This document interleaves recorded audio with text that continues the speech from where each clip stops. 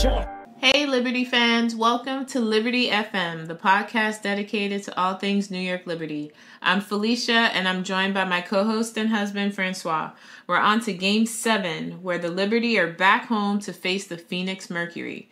Good news, the Liberty got the win, defeating the Mercury 81-78.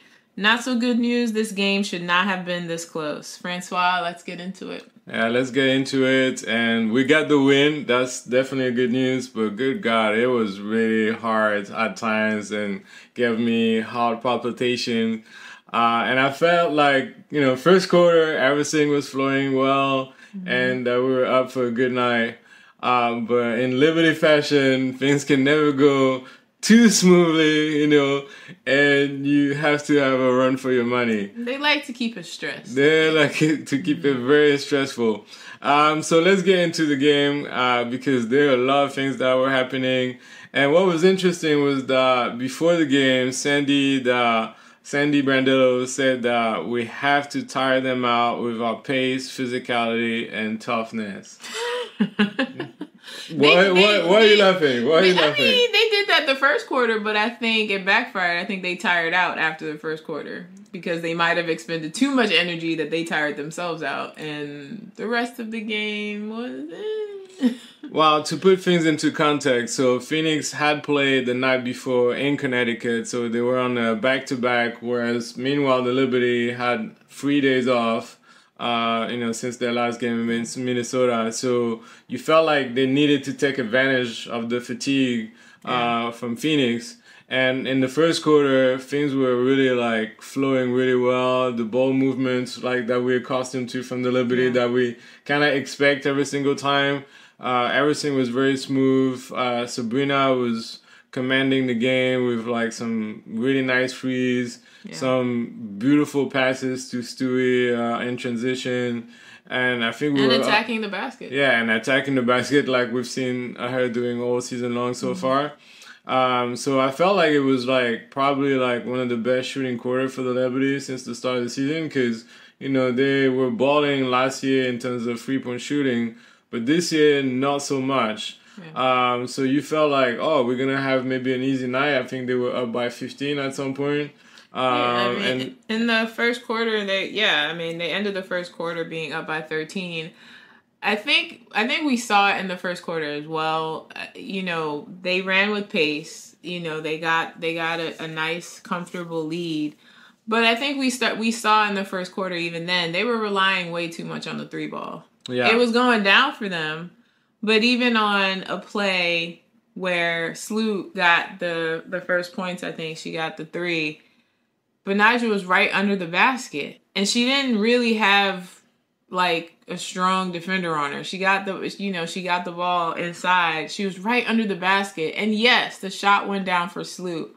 But sometimes they rely way too heavily on the 3-ball. Way too much, yeah. It's way too much, and I've seen Betnijah do this in a couple of the last games where I feel like Betnijah's been a little off. She gets in the lane. She has a shot. And she passes it. And I'm like, you right there. Be aggressive. You might even get a foul call. Who knows? But be aggressive. And I think that's the thing for the Liberty is that they Sabrina, give her props. She's the most aggressive one on the court. Yeah. And to me, I'm like, everybody should be doing the same. Attack the basket. Provoke fouls even. She's the only one that, I'm glad because we talked about this all last year that, we don't want her just to see her, at the 3-point line all the time. She needs to drive. She needs to be more aggressive and drive, into the paint. But this game still felt like they relied way too much. And in the first quarter, it worked for them and, they had a comfortable lead. But then came the rest of the game. Yeah, I mean, second and third quarter, I don't know what happened to the Liberty, but the engine went off. Whatever pace she had, whatever pace Sandy wanted for them, honestly, they expended it all in the first quarter. And then it was I just felt like what they should have done to Phoenix did to them. They relied way too heavily on staying outside, on staying at the 3-point line. Like, instead of having JJ or Stewie roll to the basket. Like, I don't get why that wasn't the game plan till the very end of the game. Like, we've always said this since last year. You got to feed JJ on the inside. You got to get her inside. There were too many times JJ would set a screen and then she just stay there. Like, she didn't even get into the post. Like, she just stayed at the top of the key half the time, just trying to get open. I'm not saying it was easy. There were a lot of times she got double teamed, as did Stewie, but it was just, they're just not playing to the level that we're accustomed to seeing them play to the start of the season. Yeah, I mean, we said it in the previous podcast, like, that it sometimes feels like they just discover, like, you know, playing together, like, for the first time.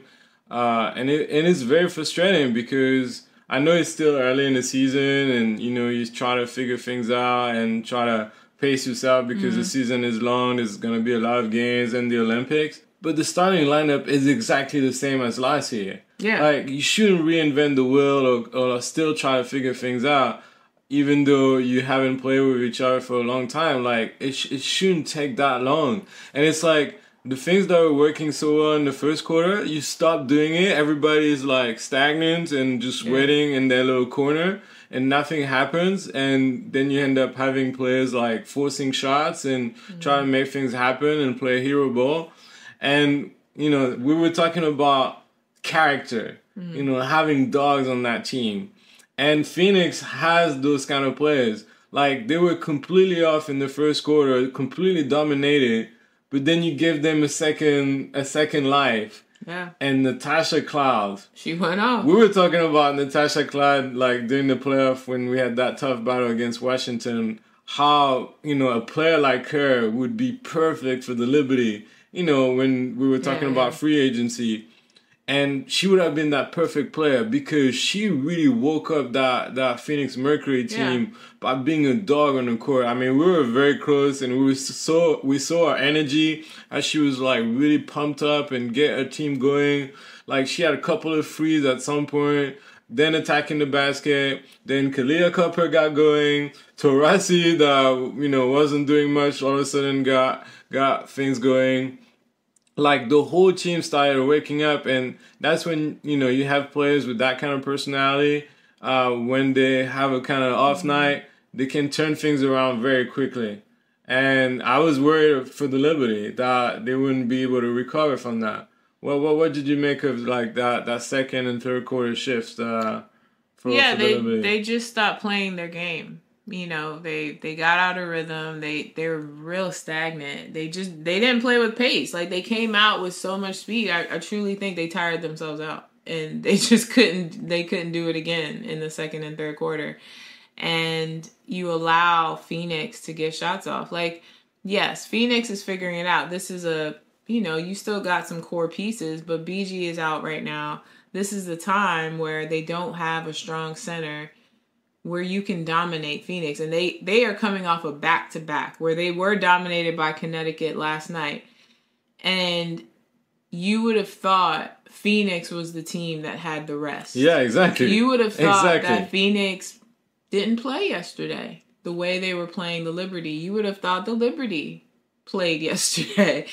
And it was just real crazy to watch because I think, you know, there's times where there's just a lack of communication, lack of awareness. Like, they get the lead and then they don't have that aggression where just because you have a lead that you take your foot off the gas. They don't know how to keep their foot on the gas. I don't care if you go up by 30, 40 points. Like, you never take your foot off the gas because to me, that's just disrespectful to the other team. You have to play and you have to play hard all 4 quarters. And I feel like the Liberty don't get that. They snap into it later. And really, what snapped this game back into action was the altercation between KT and Shug. We'll talk about that at some point. But before we talk about that incident, Let me ask you, because I didn't think that the defense was really the issue for the Liberty, because it was their offense. I mean, Kayla Copper, Natasha Clyde, Taurasi, to some degree, Sophie Cunningham, like they're ballers, so they're gonna score. But I felt like the Liberty overall, at first there was some miscommunication again with some of the switches and stuff. But overall, they did a pretty good job, because there were quite a few, shot clock violations from Phoenix, which showed that, the Liberty made it really tough for them. But like you said, the offense was just like, what is going on? Like, several times I asked you, what is going on? It was almost like they just kept looking for the three. And it didn't help that you had Stewie and JJ, they looked like they were trapped, like they couldn't get to them. But there were also moments where the paint was wide open and everybody was just at the perimeter on the 3 line, and I'm like, nobody's gonna go into the paint, nobody's gonna even roll towards the paint even a little bit, like nothing happened. And then you get a turnover, a bad pass, like it just, they were playing against themselves. Like, it just seemed like they were just handing the game to Phoenix at this point. It was just really nonsensical when you don't have a strong center on Phoenix, that you're not getting JJ the ball more often, that she's not rolling to the bucket and get the high passes. Like, there were times where they got it to Stewie high enough to where she could get it, she could score, or provoke the foul, even if they didn't score. They started provoking fouls. Really, it didn't start happening till the fourth quarter. Yeah. And I don't get what this game plan was, and it didn't make sense. But they can't keep playing like this, because these are the games you need to win. You haven't even you faced Minnesota, and we saw what happened there. But as you start, they're going to face Connecticut. They're going to face some tougher teams. And I'm nervous for them at this point with the tougher teams. Like, they're just not connected right now to me. Yeah, I mean, you're totally right. I mean, there was so many plays where I didn't feel like it was Phoenix that was so great on defense that, it caused the Liberty to turn the ball over. Like, so many times it's just like, they get to the half of Phoenix, and then they just casually throw a random pass that get into the stands, or that the other player cannot catch because you didn't pass it very well. And I think what Sandy had said after the game against Minnesota is just like the way they were running plays was not with intention. Like, they were just very casual in everything they were doing.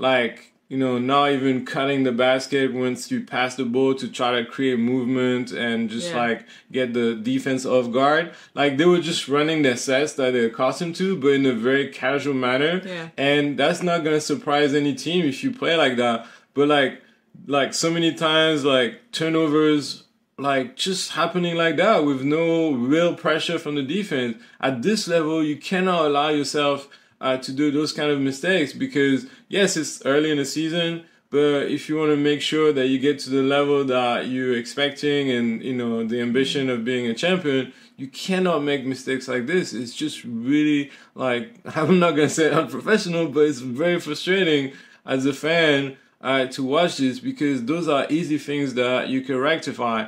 And so unfortunately, after this big league in the first quarter, second and third quarter, Phoenix came back, and then by the fourth quarter, Taurasi got, I think, 2 threes in a row, and all of a sudden they got the lead.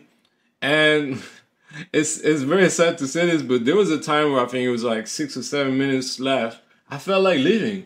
I was almost could see how this game was gonna end, and I couldn't see a New York Liberty win. And now let's go back to what you just mentioned earlier, that incident between Kayla Thornton and Chuck Sutton. There was a jump ball. I think it was Betnijah. It was Betnijah and Stewie that provoked the jump ball on Birch, and I think that's when it got chippy. I mean, you had a couple of little instances throughout the game, but at that point, that was the turning point where Breanna came over to provoke that jump ball initially.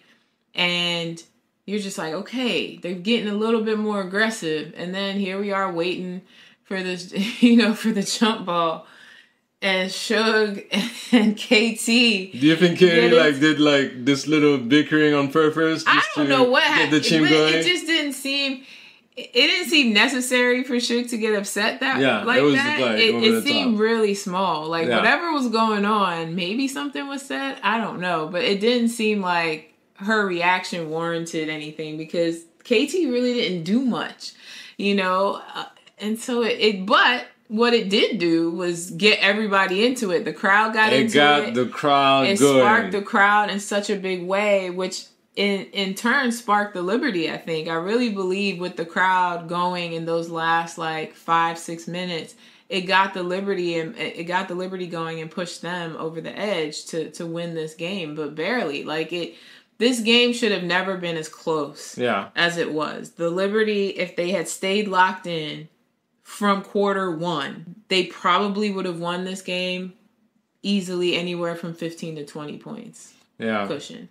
I mean, I'm thinking of, Stewart that often mentions the crowds and the home court factor as, something that is very important for them, and making sure that they take care of business at home, but also feeding from the crowd.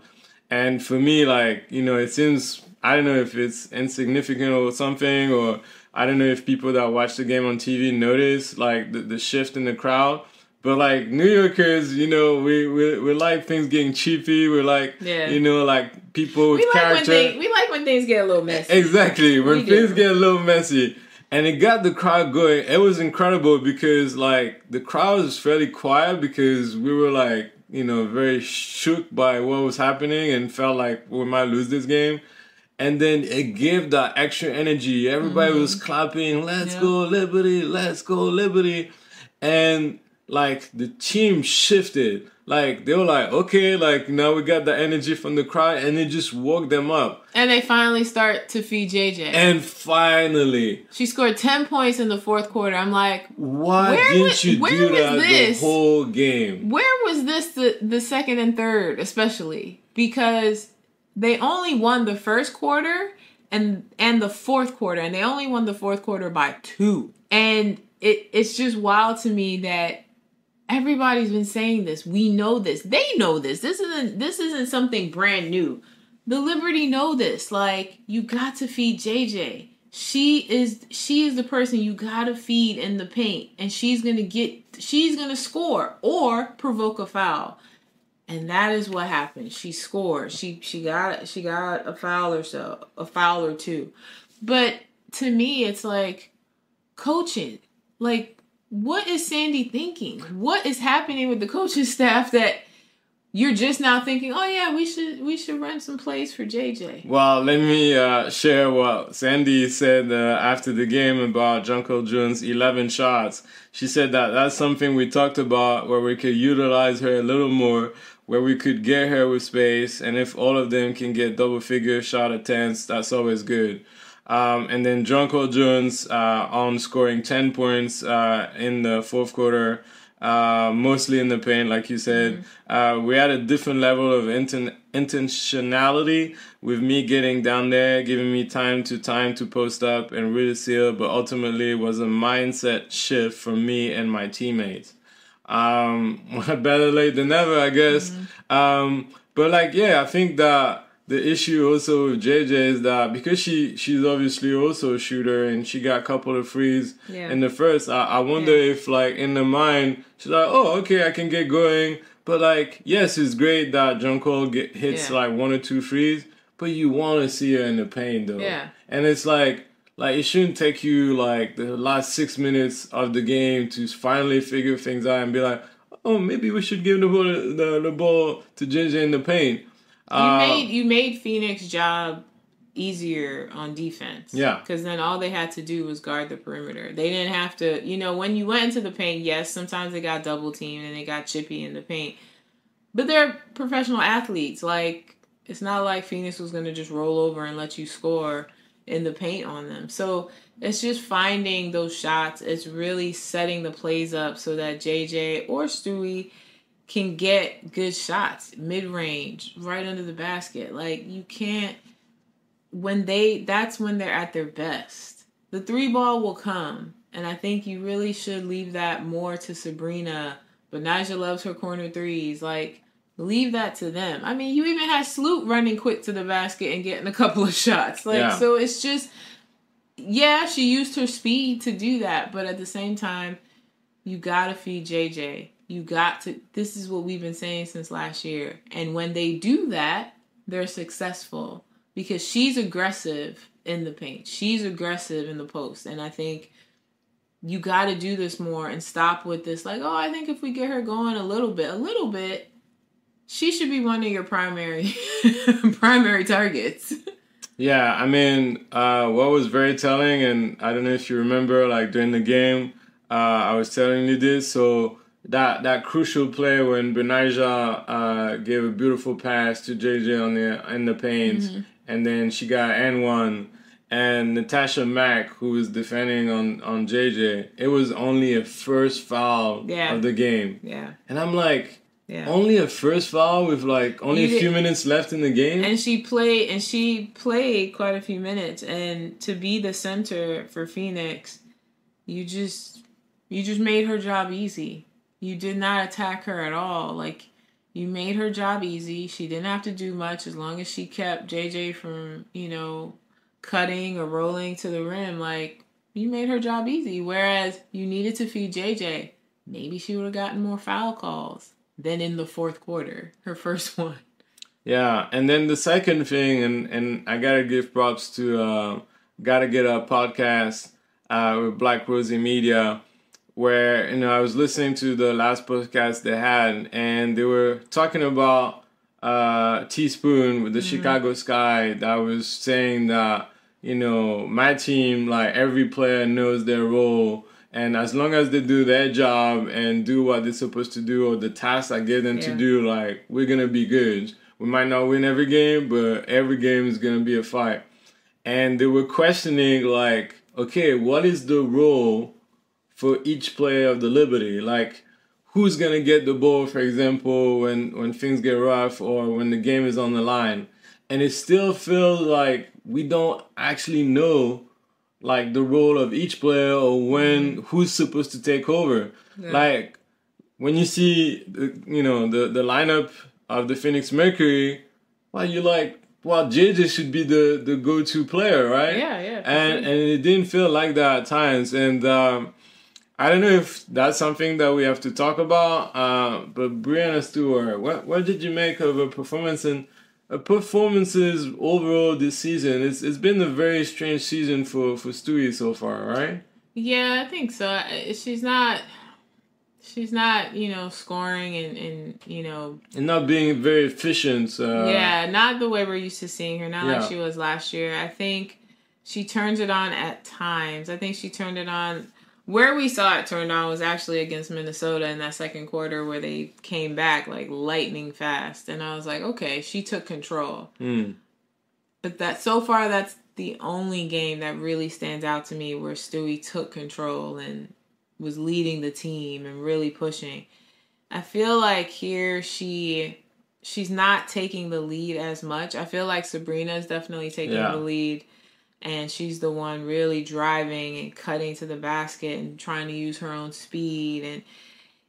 But again, like, we still need Stewie. She was MVP last year. She's not having the, at least it's I think especially offensively, because defensively, like, she's still there. Super active on defense, switching. She could defend any position really from 1 to 5. Get those rebounds. Like, usually when you look at the stats, she is the best rebounder. Sometimes JJ, sometimes it's her.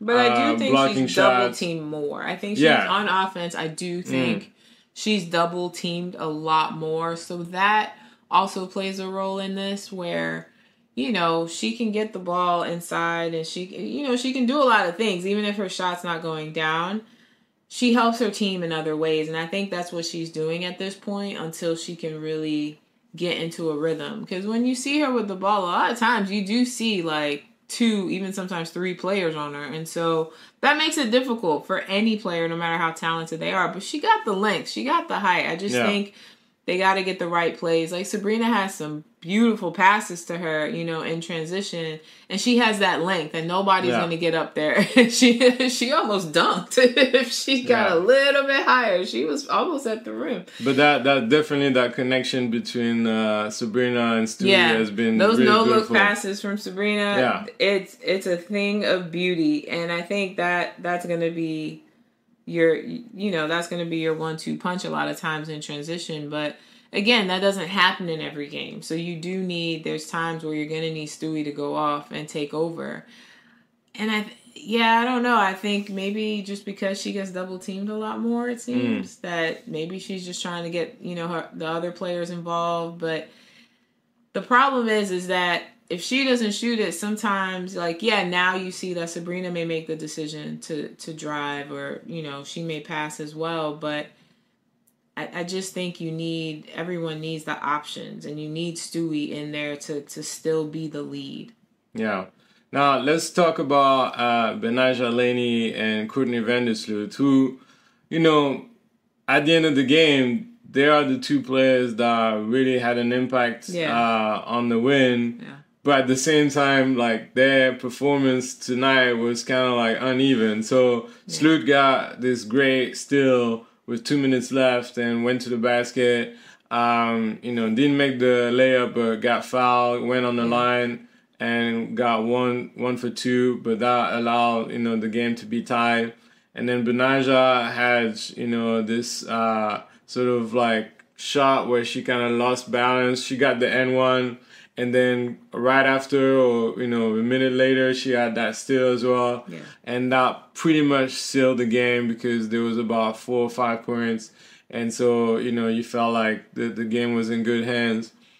But even though they were impactful at the end, their performances were very uneven. Like Courtney Vandersloot, missed a lot of shots, a lot of open shots. And I think more and more teams are going to just just test her and see okay, see what you got, take the shot, But I feel like it's very reminiscent of what the Aces had done in that Game 4 of the WNBA final last year, where they're we rather see Vandersloot take all those shots than some of the other players. Yeah. And then Betnijah, she started very strongly, attacking the basket, good on defense against Copper.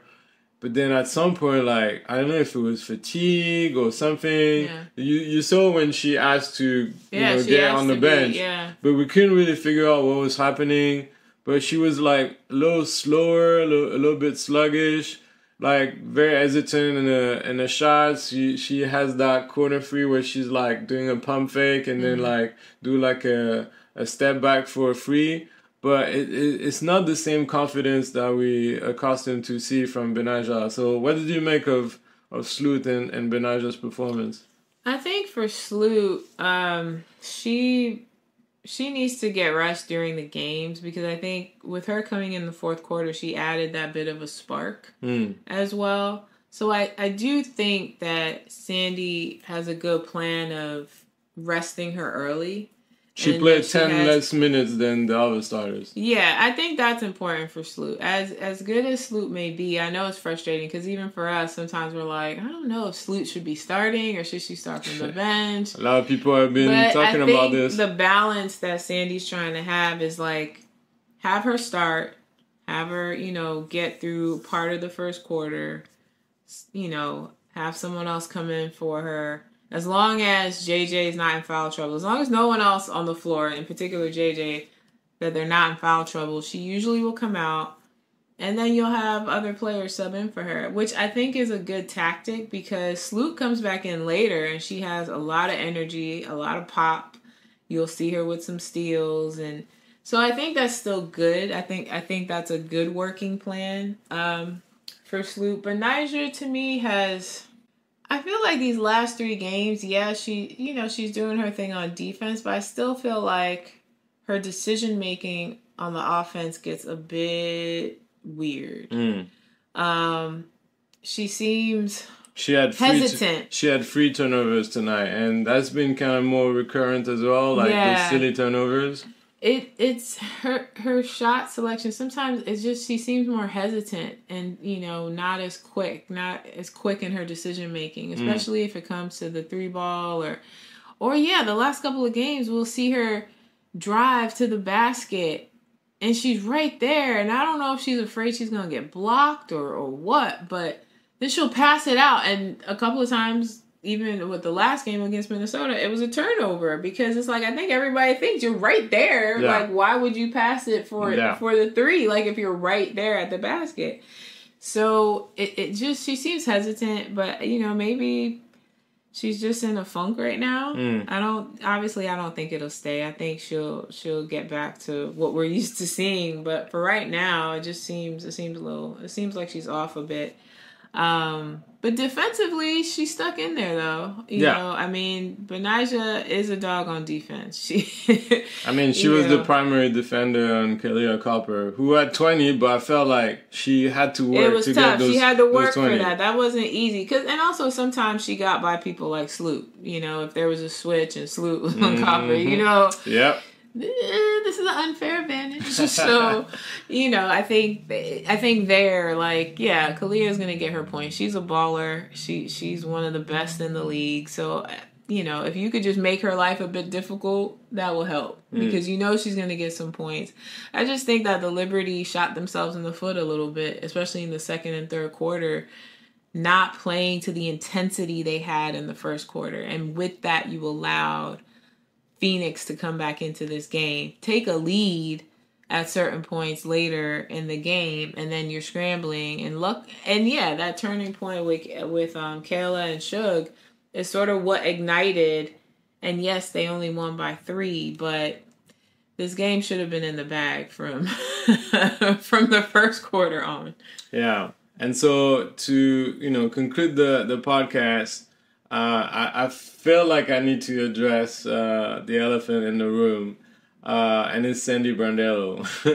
I don't think anything is going to happen this season. It doesn't seem to be something that the New York Liberty do as an organization. Yeah. But we're going to have to start having some question marks about how things are run and how this team is handled. Like, I like Sandy Brondello. Like she's fierce. She knows what she wants. I feel like the players are with her, respect her.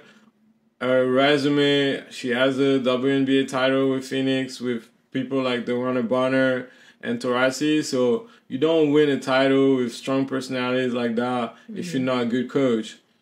But there's sometimes I don't know, this frustration with like you need to shake that team to switch from this apathy to more action.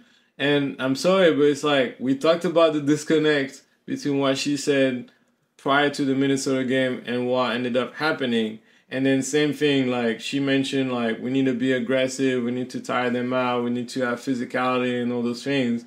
And you rarely saw that tonight. Maybe first quarter and then end of the fourth quarter. So I'm what is going on? Is this the coach or is it the player? But I don't know. I feel like I'm not super confident that I don't know. What do you think? They need a fire lit under them, and I just don't think Sandy is the one to do that. I don't know who that will be, but they need a fire lit under them. And to me, yes, it's a professional coaching staff. Obviously, the same coaching staff got them into the finals last year.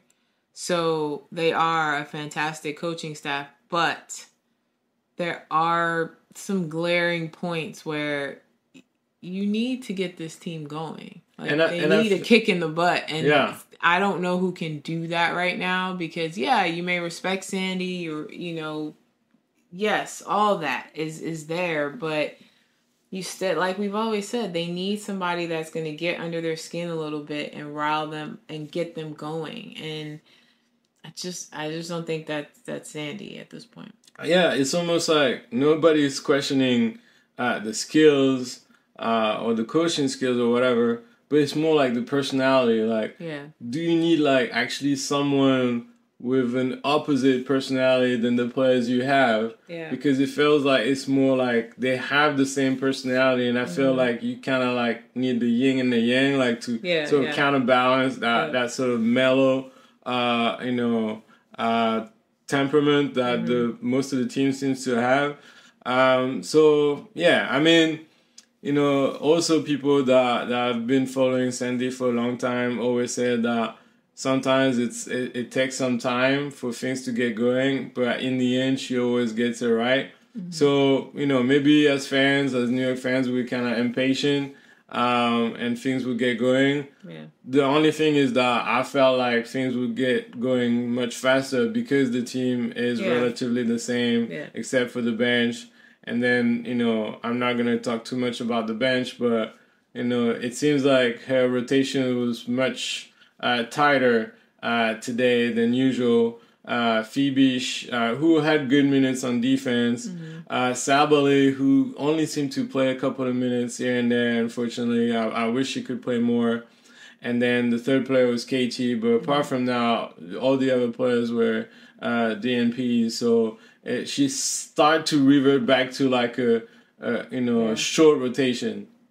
Yeah, I think for this game, probably, with what happened in Minnesota, I could see her making, just having the starters come in more, making sure they're playing together, making sure they're locked in. Because, they lost to Minnesota just a few days ago, and that was a whooping. So, you need that team camaraderie to come back. You need them. So I can understand her playing them a bit more and not subbing out too many people. But they got to do better. Like, they just need, I feel like they need a stronger voice in that locker room that can really get them going.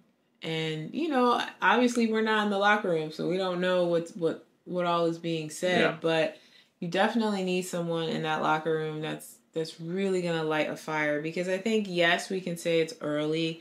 This is just game 7. There's still a lot of games to be played, but when you think about the schedule that they have before the Olympics, all the teams, it is a crazy schedule. Especially they're in June. Playing more than half of their games in this first half of the season before the Olympics.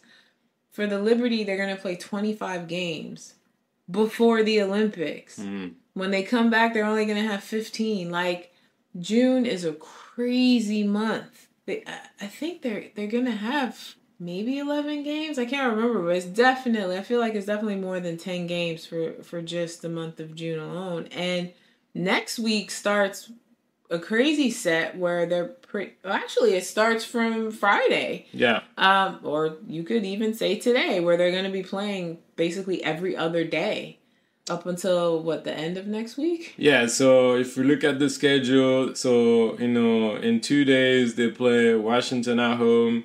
Then 2 days later, they play Indiana at home. And then that following week is just like non-stop games. Yeah. It's like one day of rest, then a game. One day of rest, then a game.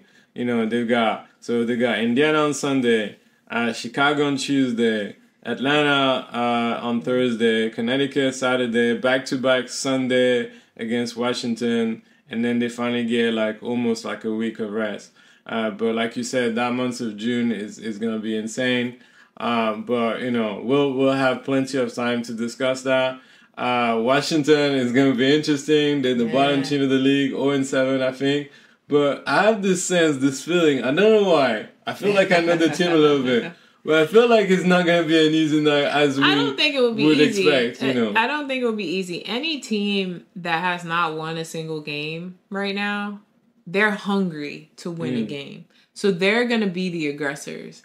And they're going to want to win. So they're going to do everything they can to beat the Liberty. And I just hope that the Liberty will show out with the same energy. Because this is not, usually when teams are 0-6, 0-7, and this is where they get even more aggressive and I don't know, more locked in, I guess, to try and win this game. So hopefully, we got to hope that the Liberty, that they're not complacent and not, lazy in their game. And so they just stay disciplined, they stay together, they focus on their defense and really hopefully do well against Washington. But I just feel like with tonight's play, it gets a little bit worrying. It's not panic mode or anything like that. It's still early, but it's like there's some things that need to be worked on. Yeah, and it looks like Breanna Sykes will not be playing this game. She's been out lately, so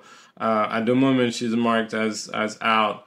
So another reason that for you to take over this game. Yeah. But we'll see what happens. Thank you so much, Guy, for listening to our podcast. We always appreciate your support, and we'll be back to report on the Washington Mystic game on Friday night. But as we always say, Felicia, let's go Liberty!